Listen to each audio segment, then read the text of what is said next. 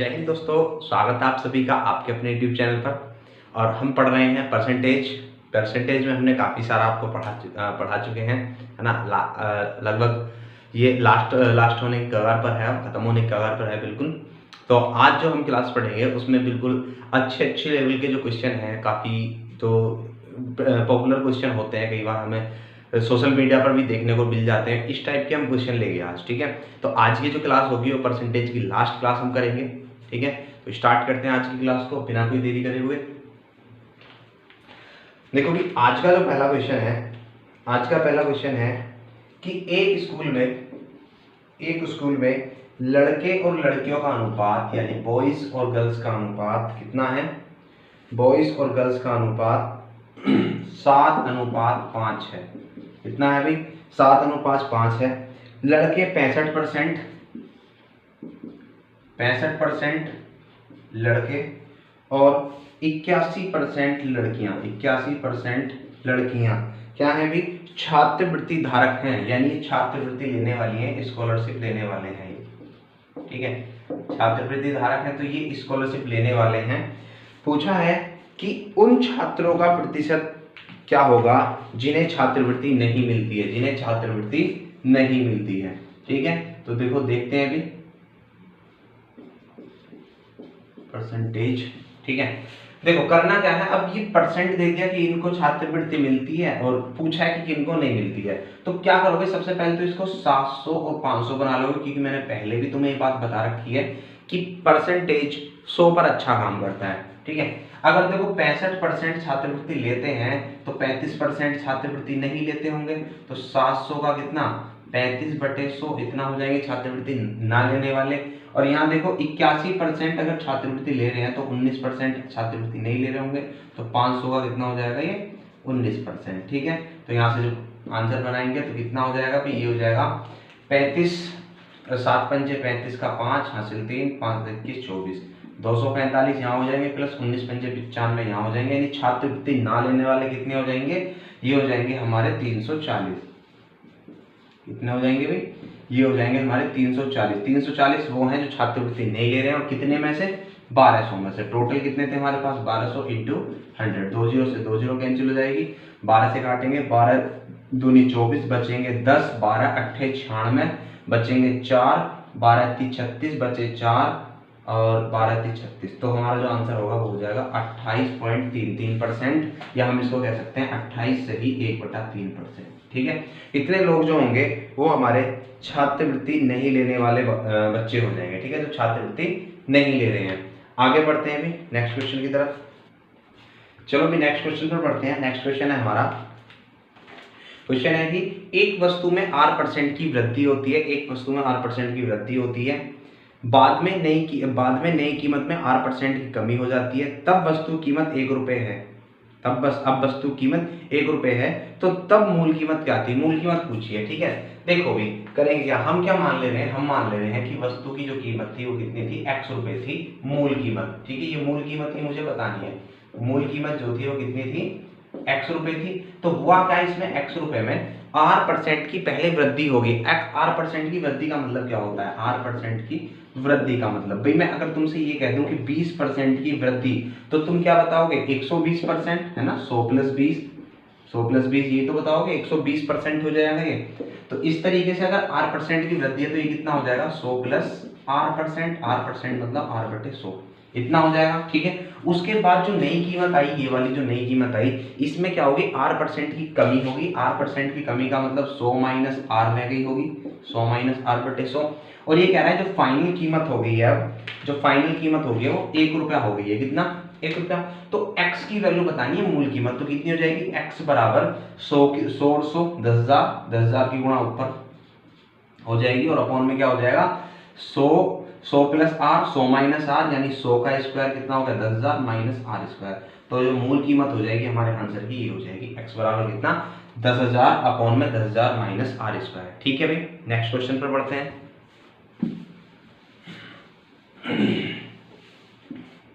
Next question है भी हमारी क्लास का। नेक्स्ट क्वेश्चन है कि एक संख्या में पहले 30% की वृद्धि हुई, ठीक है। फिर 25% की कमी हुई, फिर 25% की कमी हुई, फिर 25% की वृद्धि हुई, फिर 25% की वृद्धि हुई। तो पूछा है फाइनली मतलब संख्या में शुद्ध वृद्धि या कमी प्रतिशत निकटतम पूर्णांक के लिए, मतलब पूर्णांक में ही बताना है तो क्या होगी। ठीक है, तो इन सवालों को देखो कैसे करते हैं, मैं रेशो मेथड से बताऊंगा बहुत आसान तरीके से। ठीक है, देखो होता क्या है, अगर 30% की वृद्धि हुई है तो 30% की फ्रैक्शन वैल्यू होती है 3/10। कितनी होती है? 3/10, जो मैंने स्टार्टिंग में पहली क्लास में फ्रैक्शन वैल्यू के बारे में तुम्हें बताया था। इसका मतलब ये है कि अगर पहले की कितनी वैल्यू 10 थी तो अब 3 बढ़कर कितनी हो गई है? 3 बढ़कर अब 13 हो गई है। ठीक है ना। उसके बाद देखो 25% घटी है, 25% की फ्रैक्शन वैल्यू होती है 1/4 और घटी है, तो इसका मतलब ये होगी कि पहले 4 थी तो अब घट के कितनी रह गई होगी? 3। उसके बाद क्या रहा है कि 25% बढ़ी है, 25% बढ़ने का मतलब फिर से 1/4, लेकिन इस बार बढ़ी है तो 4 से कितनी हो गई होगी? 5। ये रहा होगा। ठीक है, अब देखो एक तरीका तो होता है इनको डायरेक्ट मल्टीप्लाई कर लो, एक तरीका ये भी होता है कि अगर कुछ कटता है इधर से उधर तो तुम काट भी सकते हो। जैसे 5 से कट रहा था 10 कितनी बार? 2 बार। ठीक है, तो मैंने काट दिया, इतना हो जाएगा। देखो 4 चौक 16 दूनी 32 और 32 इधर कितना हो जाएगा? 13 3 39, कितना हो जाएगा? 39। इसका मतलब ये हुआ कि पहले मेरी जो वैल्यू थी, संख्या थी, वो कितनी थी? 32 थी, आज कितनी हो गई है? 39 हो गई है। तो कितने की वृद्धि हो गई? 7 की वृद्धि हो गई। कितने पर? 32 पर इंटू 100, ये तो हो जाएगा। ठीक है, जब 4 से काटोगे तो ये 8 बार और ये 25 बार, यानी कितना हो जाएगा? 25 7 175/8, 8 से भाग देंगे तो 8 दूनी 16, कितना? 8 दूनी 16, बचा 1 15 हो गया। 8 दूनी 16 यानी लगभग में पूछा है ना, तो 22% हम आंसर दे सकते हैं इसका, लगभग में पूछा है। ठीक है ना, तो देखो 8 दूनी 16, भाई 22 8 176 होते हैं ना, तो लगभग 22% है, तो लगभग में हम इसका आंसर 22% दे सकते हैं। वैसे इसका आंसर होगा 21.9 के समथिंग, है ना, 21.9 के समथिंग। लेकिन अगर पूर्णांक में पूछा तो 22% के बिल्कुल नजदीक में, तो हम इसका आंसर दे सकते हैं 22%। बात क्लियर है? अभी नेक्स्ट क्वेश्चन की तरफ बढ़ते हैं।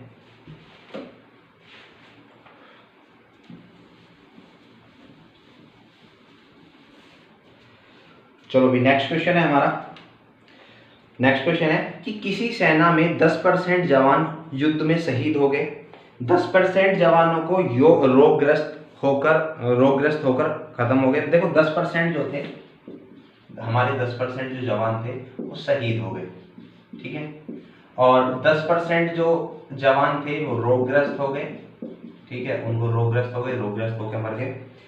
और शेष में से 10% का, शेष में से 10% को अयोग्य घोषित कर दिया गया। 10% अयोग्य घोषित हो गए। ठीक है, कि अब योग्य नहीं है आर्मी के लिए, क्योंकि आर्मी के लिए तो भी फौलादी बंदा चाहिए, बिल्कुल तगड़ा ताकतवर। ठीक है, तो 10% क्या हो गए? अयोग्य हो गए। अब ये कह रहा है कि यदि सक्रिय जवानों की संख्या इतनी है 7,29,000 है, तो बताइए मूल रूप से सेना में कितने जवान थे। ठीक है, तो देखो कुछ नहीं करना, 10% का मतलब 1/10, 10% का मतलब 1/10, 10% का मतलब 1/10। ठीक है, अब हुआ क्या है, 10% जो जवान थे वो शहीद हो गए, यानी इसका मतलब ये है कि अगर मेरे पास 10 जवान थे ना आर्मी में पहले, तो उनमें से एक क्या हो गया? शहीद हो गया, तो बचे कितने? 9। ठीक है, उसके बाद 10% ही रोगग्रस्त हो गया, यानी 10 में से एक रोगग्रस्त हो गया, यानी अगर 10 थे पहले तो उनमें से 9 बचे, एक रोगग्रस्त हो गया। उसके बाद 10 में से एक अयोग्य घोषित कर दिया, यानी 10 थे तो बचे कितने? 9। ठीक है, अब इस तरीके से क्या करोगे? गुणा कर लोगे तो कितना हो जाएगा? ये हो जाएगा 1000 और ये हो जाएगा 7 निम 7 कितना? 9 निम 81 निम्मा 729। ठीक है, इतना हो जाएगा।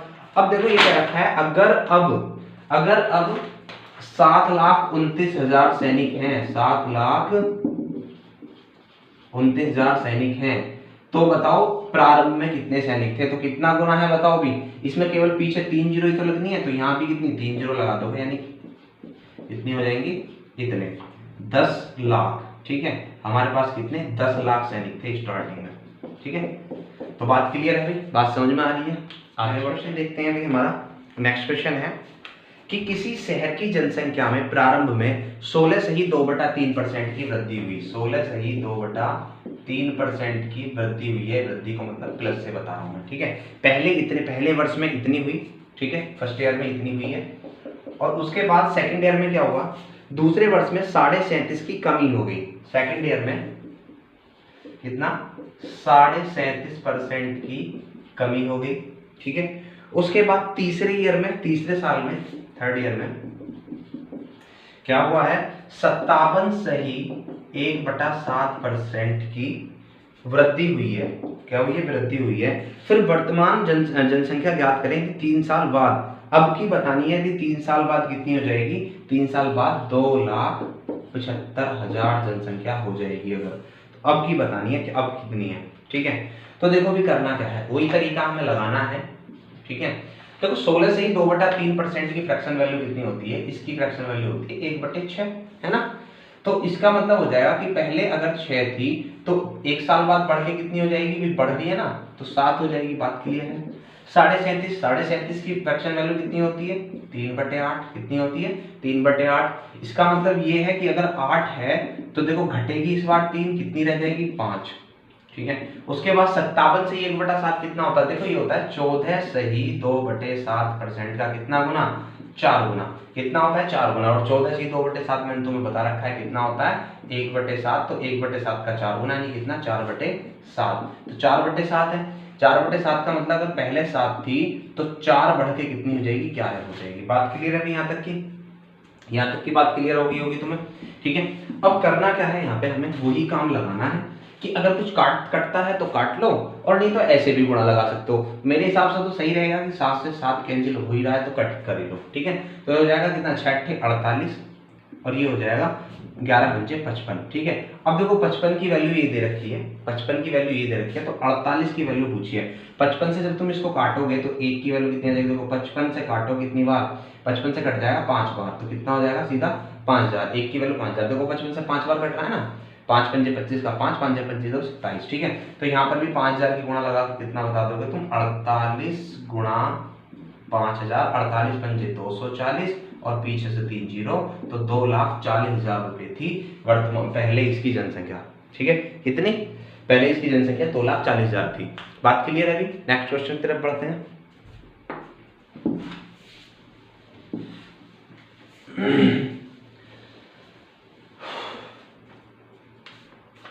नेक्स्ट क्वेश्चन है अभी तुम्हारा, नेक्स्ट क्वेश्चन है कि पहले घंटे में रक्त के नमूने में लाल रक्त कोशिकाएं 10% बढ़ती हैं पहले 2 घंटे में। यानी देखो ये बहुत अच्छा सवाल है, इसको समझना अच्छे से।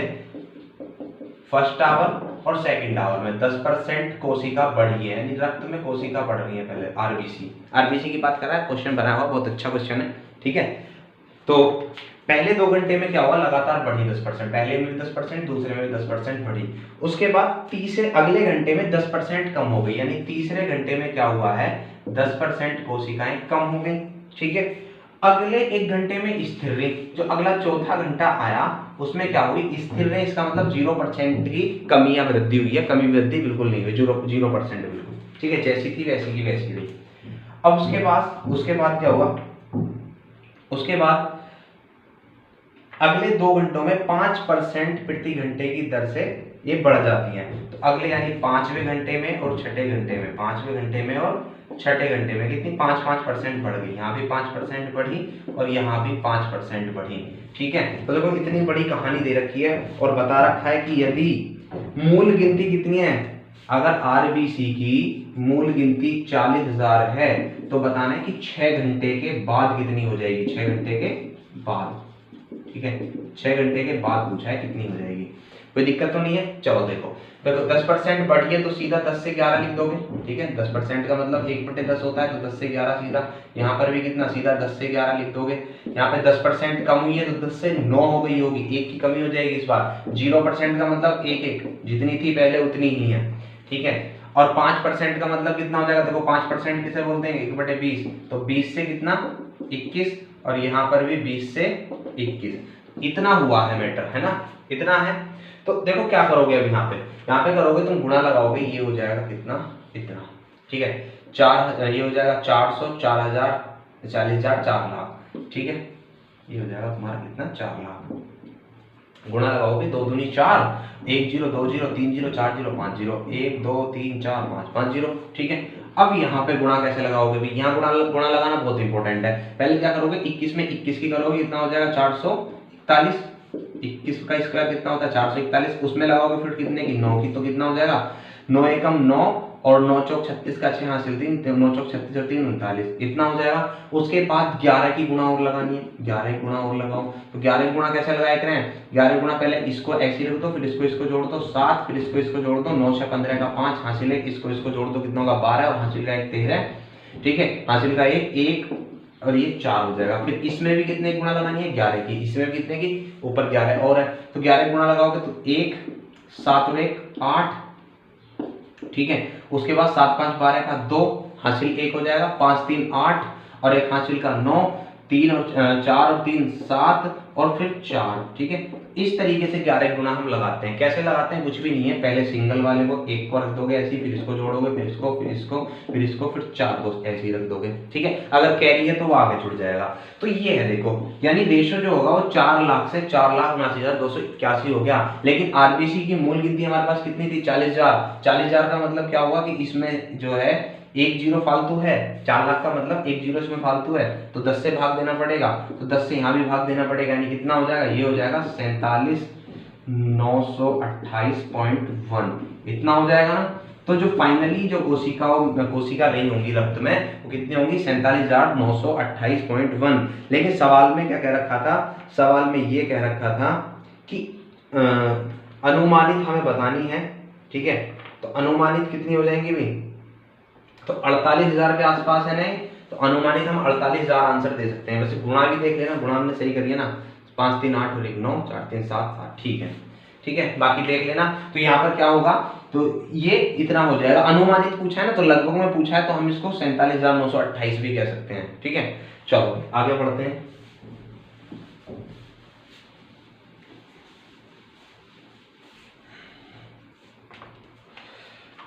नेक्स्ट क्वेश्चन है भी, किसी शहर में वर्तमान से पिछले 2 क्रमागत वर्षों में, यानी यहाँ पर हमारा हो गया वर्तमान वर्ष से पिछले 2 वर्षों में, एक वर्ष और पिछला वर्ष, ठीक है। पिछले 2 वर्षों में जनसंख्या का अंतर कितना था 5,000 था। यहाँ पर जो जनसंख्या का अंतर था ना वो कितना था 5,000 था, ठीक है। ये कह रहा है कि पिछले वर्ष के मुकाबले अगले वर्ष जनसंख्या में 10% की वृद्धि होती है, तो वर्तमान की जनसंख्या क्या है, यानी वृद्धि कितने की होती है 10% की वृद्धि होती है हर साल। यहाँ पर भी 10% की हुई होगी, यहाँ पर भी 10% की, ठीक है। तो ऐसा मान लो कि यहाँ पर कितने रहे होंगे 100, यहाँ पे हमने मान लिया कि यहाँ पे 100 लोग रहते होंगे, तो 10% की वृद्धि हो गई, यहाँ पे कितने हो गए होंगे अगले साल में 110, फिर 10% की वृद्धि हो गई, वर्तमान में कितने हो गए होंगे भाई 110 पे 10% बढ़ाओगे तो कितना हो जाएगा 121, 11 बढ़ेगा ना, तो 110 और 11 121, यानी अब 121 हो गए होंगे। अब हमें दे रखा था इनका डिफरेंस पिछले 2 वर्षों का, तो कितना होगा 10 की वैल्यू कितनी होगी 5,000, तो 1 की वैल्यू कितनी हो जाएगी 500। मुझे बताना है वर्तमान में कितनी जनसंख्या है 121, तो 121 में 500 की जब तुम गुणा लगाओगे तो कितना हो जाएगा 12 पंजे 60, 5 और डबल 0, ठीक है। तो वर्तमान में जनसंख्या हो जाएगी उस शहर की कितनी हो जाएगी 60,500, कितनी हो जाएगी 60,500। आगे बढ़ते हैं, मजे से पढ़ते रहना है, ठीक है, कोई बिल्कुल टेंशन नहीं लेनी तुम्हें कतई भी। अगर कोई बात समझ में नहीं आती है तो बताओ कि ये बात हमें समझ में नहीं है, कमेंट में लिखो, है ना। नंबर भी डिस्क्रिप्शन में अपना डाल देता हूँ, किसको व्हाट्सएप करना है तो वहाँ पे अपने क्वेश्चन अपने डाउट व्हाट्सएप कर सकता है, ठीक है। तो मैं बात आपके लिए पूरे तन मन दिल से साथ हूँ, लेकिन तुमको भी सपोर्ट करना पड़ेगा। वीडियो को ज़्यादा से ज़्यादा शेयर करना है, लाइक करना है, सब्सक्राइब कमेंट जो भी कुछ होता है ना यूट्यूब पे सब कुछ कर दो, ठीक है। और 2 बार लाइक नहीं करना है किसी को भी, बहुत से पूछते हैं कि 2 बार लाइक कर दें, तो 2 बार लाइक मत करना, ठीक है, फिर वो लाइक नहीं होता। चलो अभी नेक्स्ट क्वेश्चन पर बढ़ते हैं।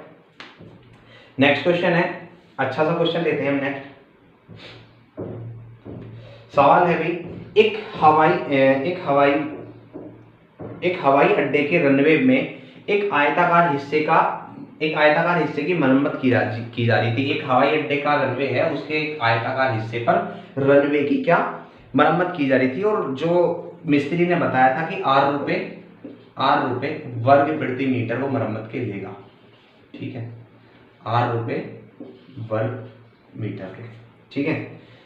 तो इतना उसने बताया था। अब उसके आधार पर अनुमान लगा लिया गया, लेकिन काम करते समय आयताकार भाग की लंबाई को 10% बढ़ा दिया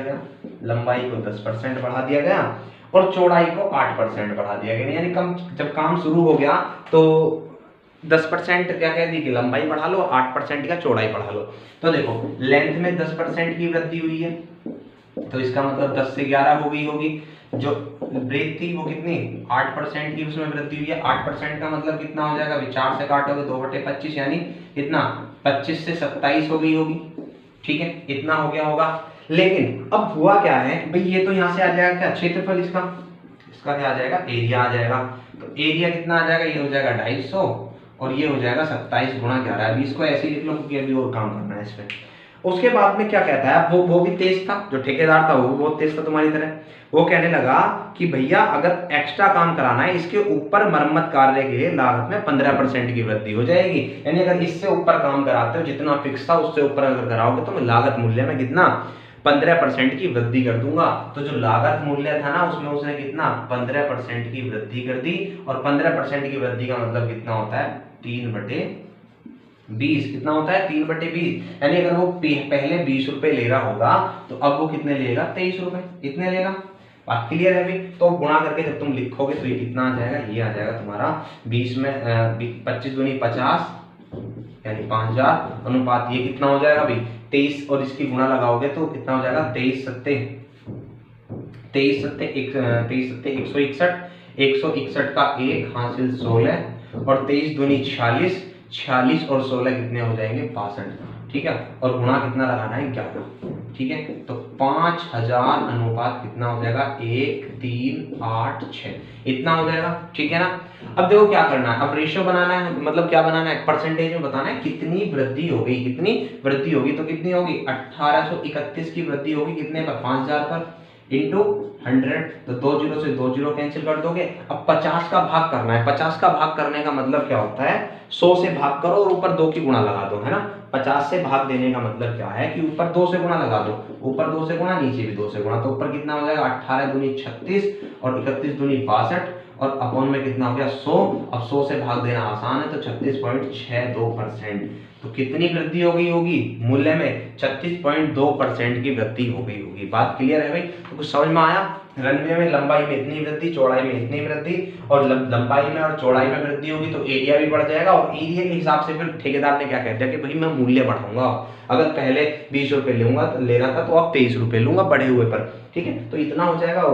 पूछा है, चलो भाई आगे बढ़ते हैं। अब देखो थोड़े से अच्छे क्वेश्चन, और बहुत अच्छे क्वेश्चन है, परसेंटेज में बहुत तगड़े बहुत अच्छे क्वेश्चन है। ठीक है, क्वेश्चन है देखो, अरुण अपनी आय पर 30% खाने पर, 30% तो खाने पर, ठीक है, 30% किराए पर, 30% किराए पर, 15% कपड़े पर, 15% कपड़े पर, और 10% अन्य खर्चों पर, 10% अन्य खर्चों पर खर्च करता है। ठीक है, उसका जो उसकी जो बचत है, उसकी जो बचत है, बचत कितनी है 1500 रुपए। तो पूछा है कि उसका मासिक उसका वेतन प्रतिमाह कितना है, उसका वेतन प्रतिमाह कितना है। देखो अब सवाल को समझना है, दो तरीके के सवाल आते हैं। एक बार तो आता है देखो 30% इतना खाने पर होगा, 30% किराए पर होगा, 15% कपड़े पर होगा, 15% अन्य पर होगा, 10% अन्य पर होगा। यानी यहाँ पे अगर ध्यान से देखा जाए तो इसने शेष नहीं लिखा कहीं भी। यानी ऐसा कुछ तो, एक तो ऐसा होता है कि अगर मेरे पास 100 रुपए थे तो 100 रुपए में 50 रुपए तो मैंने खर्च कर दिए किसी और चीज पे, फिर 50 रुपए फिर दूसरे पर खर्च कर दिए। यानी कहने का मतलब ये है कि आधे तो खर्च कर दिए कहाँ पर, किसी मतलब खाने पर खर्च कर दिए आधे तो। लेकिन अगर ये कह दे, अब यहाँ आधे खर्च कर दिए, कह दे कि आधे खर्च कर दिए कपड़े पर, तब तो 50-50 हो जाएगा। लेकिन अगर ये कह दे कि 100 रुपए थे, आधे खर्च यानी 50 रुपए खर्च कर दिए कपड़े पर, ठीक है, और बचे हुए के आधे यानी शेष के भी आधे, तो बचे कितने 50 बचे थे, तो 50 के भी आधे कितने 25, फिर वो खर्च कर दिए खाने पर। तो यहाँ पे थोड़ी सी दोनों चीजों को समझना है। ये एक चीज तो होगी कि सीधा सीधा उसने परसेंटेज बता दिया कि इतने इतने इतने इतने इन चीजों पर खर्च कर दिए। लेकिन एक क्वेश्चन ऐसा भी आएगा जहां पर कहेगा कि 30% खाने पर और फिर लगा देगा शेष का 30% किराए पर, फिर शेष का 15% कपड़े पर और शेष का 10% अन्य पर। एक ऐसा सवाल भी आएगा। तो देखो जब शेष ना हो, जब सवाल में कहीं भी शेष ना हो तो सीधा सीधा परसेंटेज जोड़ देना है। 30% खाने पर, 30% किराए पर, 60%। 15% कपड़े पर यानी 75%, और 15-10% किस पर, अन्य पर, तो 85%। यानी टोटल जो खर्च कर दिए उसने, टोटल जो खर्च कर दिए वो कितने कर दिए, 85% खर्च कर दिए। तो बचत कितनी रही होगी उसकी, 15%। बचत कितनी रही होगी, 15%। और 15% की वैल्यू कितनी दे रखी है हमें, 1500। कितनी दे रखी है भाई, 1500। अगर 15% की वैल्यू 1500 है तो कुल आय, कुल आय कितनी होती है हमारी, 100%। कुल आय कितनी होती है हमारी, 100%। तो 100% की वैल्यू कितनी हो जाएगी, बस 2 जीरो पीछे चिपकानी है, यानी 1,50,000 रुपए। कितनी हो जाएगी, 1,50,000 रुपए। बात क्लियर है। यानी जब शेष ना हो, डायरेक्टली हमें परसेंटेज ऐसी दे रखा हो तो डायरेक्टली इनको जोड़ देना है, ठीक है। अब अगला क्वेश्चन लेते हैं जिसमें शेष हो, ठीक है, समझ में आ गया होगा तुम्हें ये क्वेश्चन। अगला क्वेश्चन ले रहे हैं जिसमें शेष हो, जिसमें शेष दे रखा हो, ठीक है। तो देखो क्वेश्चन है कि आजाद अपनी कुल आय का 5% खर्च करता है, ठीक है, 5% खर्च कर दिया उसने, ठीक है। बाकी का 20% वह भोजन पर खर्च करता है, शेष का 20%। अब शेष आ गया, शेष का 20% उसने भोजन पे खर्च कर दिया, ठीक है। फिर वह 120 रुपए दान देता है, 120 रुपए उसने दान दे दिए, ठीक है। और उसके बाद भी जो बचत है ना, उसके बाद भी जो उसकी बचत है वो कितनी है, 1400 रुपए की है, ठीक है। तो देखो क्या करोगे, अब इस सवाल को कैसे करोगे, ठीक है। देखो सवाल में देखा है, पहले 5% खर्च करें, कितने करें, 5%। 5% का मतलब होता है 1/20, यानी 20 से कितने रुपए रह गए होंगे उसके पास, 19। यानी ये है कुल और बचे हुए का रेशो, किसका, कुल का और बचे हुए का रेशो, ठीक है। तो कुल हम पर 20 रुपए थे, 1 रुपया खर्च कर दिया, बचे कितने, 19। उसके बाद 20% मतलब 1/5 और खर्च कर दिया, यानी 5 रुपए अगर पहले उसके पास थे तो कितने रह गए, अब 4 रुपए रह गए होंगे, ठीक है। इतनी बात क्लियर है। तो 4 से यहाँ से काट सकते हैं 5 बार, यानी कितना हो जाएगा, 5×25:19 का रेशो। तो भाई कितना हो गया, ये हो गया 25:19 का हो गया। कुल हमारे पास 25 रुपए थे और बचे कितने, 19 रुपए। कब, जब हमने खर्च कर दिए यहाँ पर, ये पता नहीं किस चीज पर खर्चा था, उसका खर्चा होगा, और उसके बाद ये 15-20% भोजन पर खर्च कर दिया, तब उसके पास इतना बचा है, ठीक है। अब उसके बाद 120 रुपए और उसने दान दिए थे, 120 रुपए और उसने दान दिए थे, तब जाके उसके पास 1400 रुपए बचे थे, ठीक है। अब देखो ये दान जो है ये रुपए में है, परसेंट में नहीं है। तो एक काम करो, इस दान को दो मत, दानी मत बनो बहुत बड़े वाले, ठीक है। तो दान मत दो। अगर वो 120 रुपए दान ना देता तो कितने रुपए बचते उसके पास में, 1520 हो जाते। 1400 ही और 120 ही है, कितने, 1520 रुपए बचते। और यहां से अगर हम देखें तो यहां से कितने रुपए बचते भाई, यहां से अगर हम देखें तो 25 रुपए थे, लेकिन खर्च कितने हो गए, बचे हुए कितने, 19, ठीक है भाई। 25 रुपए थे, बचे हुए कितने, 19 है, तो 19 रुपए बचते यहाँ से। तो और यहाँ से कितने बचाते, 1400 और 120 कितना, 1520, ठीक है। इतने रुपए बचते। तो 19 की वैल्यू ये होगी, 1 की वैल्यू क्या हो जाएगी, 19 8 152, यानी 1 की वैल्यू होगी 80। पूछा है कितना टोटल उसके पास कितने रुपए थे, उसकी आय क्या थी। तो आय बतानी है कितनी, 25, और 25 गुणा 80, 80 की 25 की वैल्यू कितनी हो जाएगी, 25 गुणा 80, तो कितना हो जाएगा, 25 8 200, और 200 के पीछे एक जीरो, यानी कितना हो जाएगा, 2000 रुपए। 2000 रुपए उसकी टोटल इनकम थी। बात क्लियर है भाई। जब शेष आएगा तो कैसे करना है, मैंने सवाल बताया। एक सवाल और लेता हूं ऐसा ही अच्छा सा, तगड़ा सा, ठीक है। तगड़े तगड़े सवाल है, बिल्कुल मजा आ जाएगा फुल। चलो नेक्स्ट क्वेश्चन की तरफ बढ़ते हैं। नेक्स्ट क्वेश्चन है भाई, एक आदमी मासिक वेतन का 40% भोजन पर, 40% खर्च कर रहा है, किस पर, भोजन पर। बाकी का 1/3 किस पर, परिवहन पर, बाकी का, ठीक है। अब देखो शेष आ गया, बाकी आ गया, तो ध्यान रखना किस पर कर दिया उसने, भोजन पर कर दिया। यदि वह 4500 रुपए प्रति माह बचाता है, यदि वह 4500 रुपए प्रति माह बचाता है, 4500 रुपए प्रति माह उसकी क्या है, बचत है, ठीक है। और क्या बता रखा है, और ये कह रखा है ये जो बचत है, जो भोजन और परिवहन पर खर्च करने के बाद, भोजन और परिवहन पर खर्च करने के बाद शेष राशि के आधे के बराबर है। यानी जो शेष राशि यहाँ से बची होगी ना, उसके आधे के बराबर है, तो उसका मासिक वेतन क्या है। सवाल बहुत अच्छा है, ठीक है, खूब आराम से करेंगे। 40% का मतलब होता है 2/5, यानी कहने का मतलब ये है, अगर 5 रुपए उसके पास थे, 2 रुपए खर्च कर दिए, तो बचे कितने, 3 रुपए। बात क्लियर है। उसके बाद 1/3 उसने खर्च कर दिया परिवहन पर। 1/3 का मतलब 3 में से 1 खर्च कर दिया, बचा कितना 2। अगर यहाँ से इसको कैंसिल कर दिया जाए तो टोटल और बचे हुए का रेशियो कितना आ गया, ये तो टोटल इनकम हमारी होती थी और ये बचे हुए का अभी बताया था पीछे, ठीक है। तो कितना 5, और देखो भी टोटल कितने रुपए थे हमारे पास 5 रुपए थे, और उनसे बचने हैं भोजन और परिवहन पर खर्च करने के बाद कितने रुपए बचे हैं 2 रुपए, ठीक है। अब ये जो बचत बता रखी थी, ये तो बचत बता रखी थी, ये बता रखी थी कि भोजन और परिवहन पर खर्च करने के बाद जो बचे हुए हैं ना उसका आधे के बराबर है। तो इसका आधा मतलब कितना 1, इसके आधा मतलब कितना 4500 रुपए हो जाएगा, ठीक है। अब पूछा है कुल आय, तो कुल आय तुम बता ही सकते हो कितनी हो जाएगी, कुल आय कितनी हुई 5 की वैल्यू कितनी हो जाएगी 5 गुणा 4500, ठीक है। तो 45 पंजे कितना हो जाएगा 225 और पीछे से 00, ये आंसर यानी कितना 22,500 रुपया। 22,500 रुपया हमारा क्या हो जाएगा, इसकी टोटल आय हो जाएगी, ठीक है भाई। तो देखो बहुत मेहनत तुम्हारे लिए करी जा रही है, पूरा पसीना निकल रहा है बहुत अच्छी तरीके से सारा का सारा, है ना। तो मेहनत चाहिए तुमसे भी। चलो अभी नेक्स्ट क्वेश्चन लेते हैं। नेक्स्ट क्वेश्चन बहुत ही अच्छा क्वेश्चन है, बहुत अच्छे से ध्यान से समझेंगे इसको। विकास अपनी आय का 36%, विकास अपनी आय का 36% अपने माता पिता के स्वास्थ्य पर खर्च कर देता है, और बची हुई आय में से कितना 15,240 रुपए वह शिक्षा पर खर्च कर देता है। किस पर, शिक्षा पर खर्च कर देता है, बहुत बढ़िया। उसके बाद बची हुई राशि का 18.18% वह भोजन पर खर्च करता है। किस पर, भोजन पर खर्च करता है। यदि अब जो उसके पास रुपए बचे हैं वो माता पिता के स्वास्थ्य पर खर्च की गई राशि, यानी जितनी उसने माता पिता पर खर्च की थी राशि उसका 30% बचा है, यानी बचत जो है ना उसकी माता पिता पर खर्च की गई राशि का इतना बच रही है 30%, ठीक है। तो देखो सवाल बहुत बढ़िया है, कितना बहुत बढ़िया सवाल है, किस तरीके से करोगे समझना जरा, ठीक है।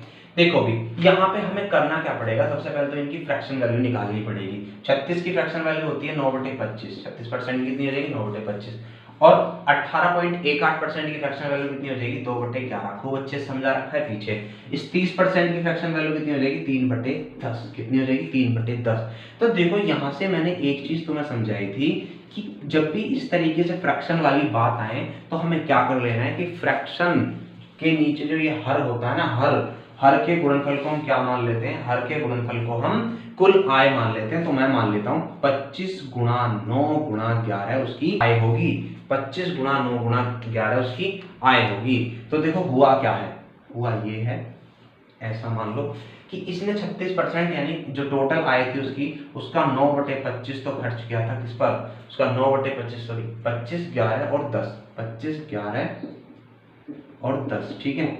अब इसकी गुणा करके भी लिख सकते हो, कोई दिक्कत नहीं है, लिख लेंगे भी, है ना। लिख ही लो पहले, इतना हो जाएगा कि 25 11 में 200, 25 11 में 275 और ये 0, ठीक है, इतनी हो जाएगी। अब देखो उसका 9/25 माता पिता पर खर्च करता है, माता पिता के जो स्वास्थ्य पर खर्च कितना करता है 9/25, 25 से 25 कैंसिल हो जाएगा, कितना हो जाएगा 110, 990 कितना 990 रुपए उसने माता पिता पर खर्च कर दिए। उसके बाद शिक्षा पर तो सीधा सीधा ही बता रखा है, क्या शिक्षा पर सीधा सीधा उसने 15,240 रुपए खर्च कर रहे हैं, अलग बात है, ठीक है। उसके बाद जो बची राशि, अब जो कुल राशि बची होगी, ठीक है, तो देखो कितनी राशि बची है, कितनी राशि बची होगी, ठीक है। तो इसको दूसरे तरीके से कर लेते हैं, यहाँ से थोड़ी सी दिक्कत हो जाएगी सवाल करने में, दूसरे तरीके से मैं इस सवाल को कर देता हूँ, ठीक है, आसान रहेगा दूसरे तरीके से अगर हम करेंगे तो। चलो यहाँ से मैं कुल नहीं निकालता, मैं मान लेता हूँ कि उसकी कुल आय जो थी वो x रुपए थी, कितनी थी x रुपए थी उसकी कुल आय कितनी थी x रुपए थी, ठीक है। अब देखो हुआ क्या है, माता पिता पर उसने 9/25 खर्च कर दिया, यानी 9/25 जब खर्च कर दिया तो बचा कितना होगा 16/25, यानी बचे हुए को हम लेके चलेंगे। 9/25 खर्च कर दिया तो बचा कितना होगा 16/25, ठीक है, इतना बचा। अब इसमें से भी कितना 15,240 रुपए उसने फिर से खर्च कर दिए, ठीक है, इसमें से भी 15,240 रुपए उसने फिर से शिक्षा पर खर्च कर दिए, और जो अब शेष बचा होगा, शेष ये बचा होगा, ठीक है, उसका 2/11 उसने भोजन पर खर्च कर दिया, यानी 2/11 खर्च करने के बाद बचा कितना 9/11। ठीक है, अब ये जो टोटल उसके पास में बची होगी, ये जो बची हुई बात कर रहा है, कितना बचा है, ये बचा है माता पिता पर खर्च की गई राशि का कितना 30%। तो अगर उसके पास x राशि थी, माता पिता पर कितनी खर्च करी थी 9/25, इसका कितना 30% यानी 3/10 इतनी बची होगी। बात क्लियर है? ठीक है, देखो भी सवाल बहुत बढ़िया है, ये बहुत अच्छा सवाल जिसे हम कहते हैं। ठीक है, तो यहां से क्या करोगे, जब इसको सोल्व करने जाएंगे तो 9 से 9 कैंसिल हो जाएगा। ठीक है, इसको सोल्व करोगे तो ये हो जाएगा तुम्हारा 16x बटे कितना 16x बटे 25 माइनस इतना हो जाएगा 15,240 बराबर इस 11 की इंटू उधर हो जाएगी तो कितना हो जाएगा 11 × 33 यानी 33x बटे 250। इतना हो जाएगा भाई 33x बटे 250। अब इसको भी जब सोल्व करेंगे, इसको इधर लेकर आना पड़ेगा, इसको उधर ले जाओ, इसको इधर ले जाओ, तो ये हो जाएगा तुम्हारा कितना 16x बटे 25 माइनस 33x बटे 250 और बराबर कितना हो जाएगा 15,240। ठीक है, ऊपर लिखता हूं भाई, मैं इसको मिटा देता हूं नीचे से। तो क्या हो जाएगा यहाँ पे बताओ, जब हम एलसीएम लेंगे नीचे कितना हो जाएगा 250, नीचे एलसीएम हो जाएगा 250 और 10 की गुणा लगाओगे यहाँ हो जाएगा 160 माइनस कितना 33x। ठीक है, बराबर कितना 15,240। ठीक है, अगर मैं x की वैल्यू निकालूंगा, यहाँ पे x था तो x बराबर कितना हो जाएगा, अभी पहले देखो इसको घटा दो, 33 घट कितना गया 127, 160 में से 33 गया 127x की वैल्यू कितनी हो जाएगी 250 गुणा 15,240। ठीक है, अब 127 से काट लो भाई, 127 से जब हम काटेंगे तो देखो 127 किससे कटता है, 127 हमारा कटेगा किससे, ये घटेगा 127 तो इसे नहीं घटेगा, तो 127 से सीधा सीधा इसको काटो, कितने बार कटेगा 127 एकम 127 बचे कितने, बचे हमारे 25 यानी 25 बचेंगे यहाँ से तो कितना हो जाएगा 254। तो 127 दूनी 254 और पीछे से जीरो लग जाएगी तो x बराबर कितना जाएगा 250 गुणा 120, 2 जीरो पीछे आ गई, 12 पंजे 60 की जीरो आ गई, 6 12 दूनी 24 और 6 30 यानी कितना 30,000 रुपए उसके पास थे। कितने 30,000 रुपए उसकी टोटल इनकम थी। तो कुछ समझ में आया भी, क्वेश्चन बहुत बढ़िया, करना कुछ नहीं है, हमारे पास फ्रैक्शन आ गई, हमने फ्रैक्शन ले ली थी सबकी, माता पिता पर कितना का मिटा दिया अब तो खैर मैंने। ठीक है, क्योंकि पता था मैं माता पिता पर कितना खर्च कर रहा था 9/25, तो x रुपए अगर उसकी इनकम थी तो 16/25 बचा होगा। उसके बाद 15,240 रुपए उसने शिक्षा पर खर्च कर दिए तो इतना बचा होगा। उसके बाद कितना 2/11 उसने भोजन पर खर्च कर दिए होंगे तो 9/11 बचा होगा। लेकिन टोटल जो बचा है वो कितना बचा है, वो बचा है जो माता पिता पर खर्च किया था ना, माता पिता पर कितना खर्च किया था x रुपए का 9/25, इतना माता पिता पर खर्च किया था, उसका भी कितना 3/10। और उसके बाद इस पूरी इक्वेशन को सोल्व कर लेना है और आंसर आ जाएगा हमारा कितना मिलेगा।